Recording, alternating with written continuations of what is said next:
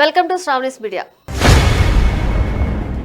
Cockroach Janata party అనే దానిని రాజకీయ నాయకులు సీరియస్ గా ఆలోచిస్తున్నారు. ఏదో సోషల్ మీడియాలో ఎవరి మీదో కోపంతో వ్యంగ్యంగా స్టార్ట్ అయినా దీనిపై యువతలో పెద్ద ఎత్తున చర్చ జరుగుతోంది. కాక్రోచ్ పై కూడా మన రాజకీయ పార్టీలకు అలవాటైన మతం, కులం, పాకిస్తాన్, చైనా అంటూ విమర్శలు చేస్తున్న సోషల్ మీడియాలో ఈ పార్టీ తరపున వస్తున్న స్పందనలు చూస్తుంటే యువతలో ఏదో కొత్త తరహా రాజకీయాలు చూడాలనుకుంటున్నారు అనేది అర్థమవుతోంది.